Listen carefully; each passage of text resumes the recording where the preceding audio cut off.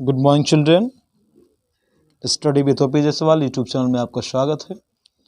आज हम क्लास 6 के लिए वीडियो बनाने जा रहे हैं, जिसमें दक्षता अभ्यास का पहला पार्ट हमने बनाया था और आज हम सेकंड वीडियो बनाने जा रहे हैं और बाकी प्रश्नों को सॉल्व करने का प्रयास करें इस अभ्यास के क्लास 6 दक्षता अभ्यास। जैसा कि आप पर्सनली को देख रहे हैं, यहाँ पर हमने सरल कीजिए में सभी पार्ट कर लिए थे। उसके बाद 5 नंबर प्रश्न की बात करेंगे। 5 में यहाँ पर देखें वैल्यू ऑफ द फंक्शन, यानी किसी फंक्शन का मान ज्ञात करने के विषय में कहेगा। फलन का या व्यंजक का कहेंगे आप। आकृतियों का परिमाप निकालना है। आकृति का परिमाप, परिमाप का मतलब होता है बाउंड्री का नाप। यहाँ पे बगल में कुछ दिया, a बराबर 3 दिया है और b बराबर 2 दिया है। एक आकृति बना हुआ है जो कि वर्गाकार लग रहा है। जैसा भी लग रहा है, यहाँ पे कुछ नहीं कहा है, उसका फिगर अपनी कॉपी पर हम बना देंगे। और यहाँ पर 2a-1 एक भुजा दिया है और बगल में 2a+1 है सेंटीमीटर।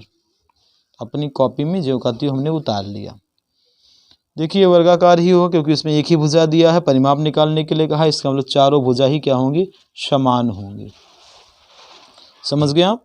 तो परिमाप होता है, चूँकि हम जानते हैं कि जो परिमाप होता है वो चारों भुजाओं का जोड़, यानी 2a+1 एक बार, फिर 2a+1 दो बार, फिर 2a+1, फिर 2a+1।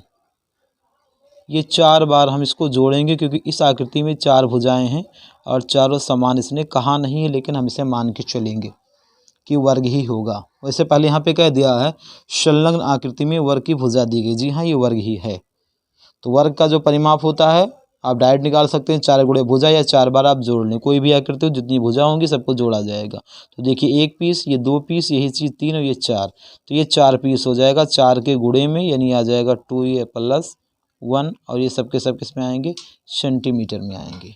चूँकि यहाँ दिया हुआ है a बराबर 3 दिया है, a का ही इस्तेमाल करना, 20 में है नहीं, तो इसलिए जो परिमाप होता है वो आंकिक मान निकल आएगा।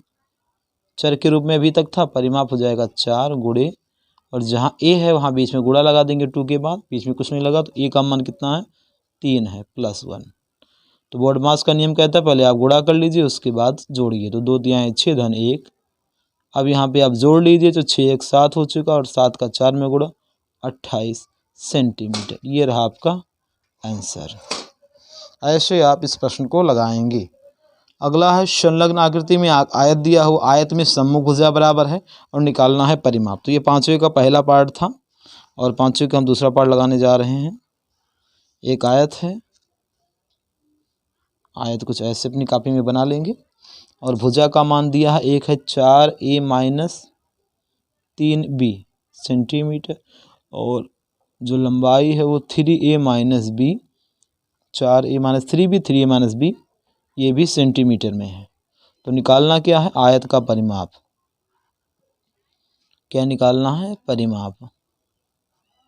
आपको हम जानते हैं चूँकि आयत का जो परिमाप होता है उसका सूत्र, उसका फार्मूला होता है 2 बाहर, अब ब्रैकेट में लंबाई और धन चौड़ाई। ये है फार्मूला आयत के परिमाप का। 2 बाहर ब्रैकेट गुणा लगा देंगे, यहाँ बीच में कुछ नहीं लगा है, अंदर जोड़ेंगे तो लंबाई है आपका 3a-b प्लस 4a-3b। तो यहाँ पे लाइक टर्म्स को आप जोड़ घटा लेंगे, ये और ये एक जैसे हैं तो प्लस में जोड़ ली जाएंगे। ये 3 4 7 हो जाएगा a के साथ, यहाँ -3 है, भी -1 है, यहाँ पे 1 छुपा हुआ है, तो ये दोनों माइनस में जोड़ेंगे लेकिन नेगेटिव के साथ, 3 1 4। ये तो सेंटीमीटर में आ गया, चूँकि यहाँ पर दिया हुआ है a की वैल्यू दी है 3 और b की वैल्यू दी है कितनी, 2 है। a का मान 3 है और b का मान 2 है। जी हाँ, तो इस वैल्यू को पुट करते हैं, इसलिए अंकित मान हम निकालने जा रहे हैं।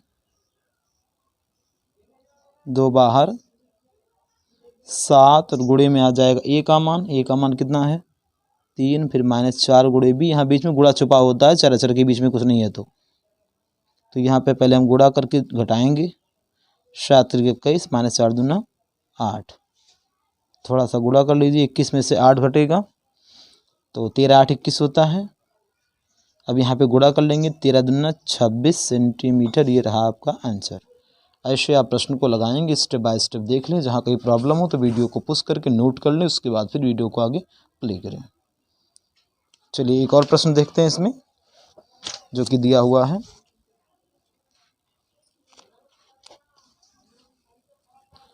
तो ये थर्ड पार्ट है 5वें का ही। अब की बार एक त्रिभुज के रूप में आकार दिया, त्रिभुज है ही है वो। यहाँ पे नीचे जो भुजा दिया है 3a-b सेंटीमीटर और बगल में दिया है उसके, यानी उसे बोलते हैं हम संलग्न भुजा। और उसके बाद एक और संलग्न भुजा 2a-b सेंटीमीटर। cm लगी तो सेंटीमीटर भी आप समझेंगे इसको। यहाँ पर भी निकालना है परिमाप। क्या निकालना है? परिमाप। तो परिमाप जो होता है किसी भी आकृति का, चाहे 3 भुजा वाला हो चाहे 4 भुजा वाला हो, सारे भुजाओं को जोड़ लेंगे, इसलिए परिमाप हो जाएगा। परिमाप को आप इससे क्रमागत प्लस में कर लीजिए, पहला फिर दूसरा फिर तीसरा, यहाँ नीचे में लिख दिया हमने। उसके बाद लाइक टर्म को हम क्या कर लेंगे? सब्ट्रैक्ट कर लेंगे या जोड़ लेंगे। तो 3a और ये 1a, यहाँ पर 1 लगा, 3 1 4 और यहाँ पर 2 लगा है, तो ये जाएगा 6a। और b वाला देखिए प्लस b और ये माइनस b कैंसिल हो गया, खाली एक b बचा, मैं निगेटिव में वो भी। ये भी आ गया आपका सेंटीमीटर चर के रूप में, यानी वेरिएबल के फॉर्म में। और यहाँ पे a का मान दिया है, a का मान 3 है और b का मान 2 है, इसलिए जो परिमाप होगा जो अंकों में आएगा उसको हम रख देंगे। देखेंगे यहाँ पे 6 है और 6 के बगल में कुछ नहीं लगा तो गुणा लगा है, a का मान 3 और b का मान 2। तो सारे वैल्यूज़ को रख करके गुणा करके घटाएंगे, 6 18 माइनस 2, 18 में से 2 घटेगा आपका 16 आ जाएगा, 16 सेंटीमीटर। ये रहा आपका आंसर।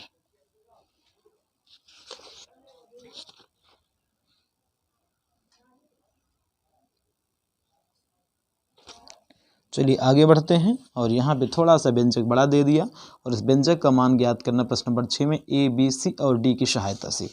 चलिए आगे बढ़ते हैं। तो प्रश्न नंबर 6 को लिखते हैं, कुछ वैल्यूज़ हैं उसको लिख लेंगे। a का मान कितना दिया है?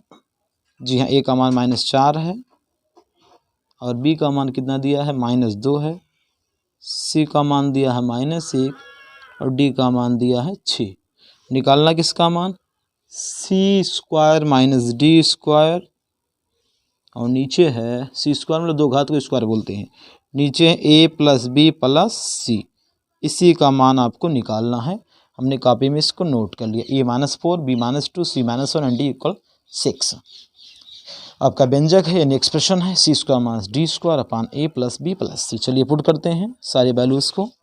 जहाँ c है वहाँ पे c का मान रखेंगे, c के मान में निगेटिव है तो ब्रैकेट में रखा जाएगा। जी हाँ, -d का मान पॉजिटिव है तो ब्रैकेट की आवश्यकता नहीं है। फिर a का मान रखेंगे -4 धन b का मान -2 धन c का मान -1। चलिए इसको हल करते हैं। -1 का जो स्क्वायर यानी 2 बार गुणा करेंगे, स्क्वायर का मतलब होता है -1 को आपस में 2 बार गुणा करिए। तो देखिए माइनस का माइनस से प्लस 1 एकम 1 आ गया, यानी केवल 1 लिखेंगे। और 6 का स्क्वायर यानी 6 को आपस में 2 बार गुणा करेंगे, 2 घात तो 2 बार, 3 घात तो 3 बार, तो 6 का 6 में गुणा 36। यहाँ पर देखें -4 ऐसे रहेगा, प्लस माइनस माइनस ही होता है, यहाँ पर भी प्लस माइनस माइनस ही होता है। 1 में से 36 घटाओगे तो -35 आएगा। जब भी कम में से ज़्यादा घटेगा तो निगेटिव का चिन्ह आएगा और घटेगा वैसे ही। यहाँ पर देखो तीनों निगेटिव में है तो इसको निगेटिव में जोड़ेंगे, 4 2 6 1 7। ठीक है, माइनस से माइनस काट दीजिए और उसके बाद 7 5 35, यानी आपका जो उत्तर आ जाएगा वो केवल 5 आ जाएगा। इस प्रकार आप किसी व्यंजक का मान किसी चर के मान के सापेक्ष आप ज्ञात कर सकते हैं जो कि व्यंजक में निहित हो यानी पाया जाता हो। सेम प्रश्न नंबर 7 में ऐसे करेंगे। कैपिटल A की वैल्यू दी है, कैपिटल B की वैल्यू दी है, C की वैल्यू दी है और कह रहा तो आपको सिद्ध करना है a + b + c = 0। चलिए इसको करके देखते हैं। प्रश्न नंबर 7, कैपिटल A बराबर दिया है, कैपिटल A दिया है 7a² + 5ab - 9b² कामा कैपिटल B दिया हुआ है -4a² + ab + 5b²। फिर कैपिटल C, यहाँ कामा लगा है, कैपिटल C दिया हुआ है 4b² -3a² -6ab। हमने a b c के वैल्यूज़ को लिख लिया। अब आपको जो सिद्ध करना यानी दिखाना है, दिखाना कहा जाए या सिद्ध करना कहा जाए, दोनों में कोई अंतर नहीं है। सिद्ध करना है a plus B plus C equal 0 यानी बराबर में आपको 0 लाना है। तो जब भी सिद्ध करना होता है तो हम एक पक्ष का चुनाव करते हैं और पक्ष कैसा होता है, बड़ा वाला पक्ष जिसमें हम कुछ कार्य कर सकें, जिसको सरल कर सकें या मान रख सकें। तो हमने a प्लस बी प्लस सी का चुनाव कर लिया बाएं साइड में वाले भाग को। अब a का मान यहाँ रख देंगे। जी हाँ, a का मान है 7a² plus 5ab minus 9b²। फिर b का मान है -4a² प्लस ab और प्लस 5b²। फिर c का मान है 4b² minus 3a² minus 6ab।